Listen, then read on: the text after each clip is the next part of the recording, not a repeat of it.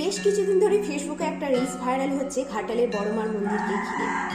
আমি সাধারণত এই ধরনের ভিডিও বানাই না, কিন্তু আজ আমি আর এই ভিডিওটা না বানিয়েও থাকতে পারলাম না। তোমরা প্রথমে এই ভিডিওটা আগে দেখে নাও।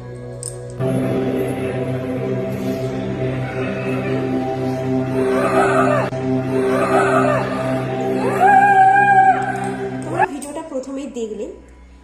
মানুষ সামান্য ভিউ আর ভাইরাল হওয়ার নেশায়, কয়েকটা ভিউজের জন্য আর সামান্য ভাইরাল হওয়ার নেশায় কি করছে ওই মহিলা, পুরো মন্দিরটাকে ঘুরলো, ঘুরে এসে সোজা মহাদেবের বুকে পা তুলে দিল। উনি নিজেকে মা কালী রূপে, হ্যাঁ এটা ঠিক যে প্রতিটা মেয়ের মধ্যেই মা কালী থাকে, তবে এরকমটাও নয় যে উনি মা কালী, যে মহাদেবের বুকে পা তোলার মতো এতটা সাহস জাগালো।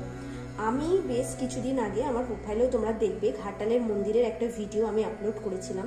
লিটারালি আমি যখন মন্দিরে প্রবেশ করছি তখন থেকে আমার চোখ থেকে কি বলবো জল ঝরেই যাচ্ছে। আমি তো মায়ের মুখে দিয়ে তাকাতেই পাচ্ছিলাম না। আর সেখানে এই মহিলার কত বড় সাহস যে উনি এসে স্বয়ং মহাদেবের বুকে পা তুলে দিল।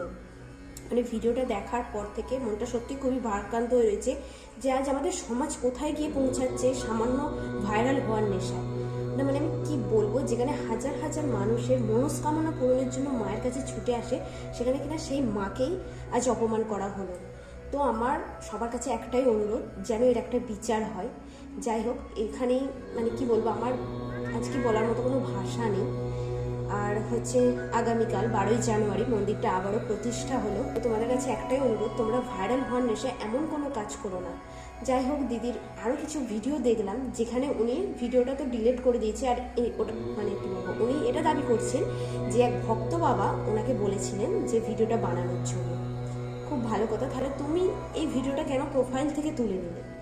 তোমরা ভাইরাল হওয়ার নেশায় প্লিজ এই ধরনের ভগবানেদের নিয়ে এমন কোনো কাজ করো না।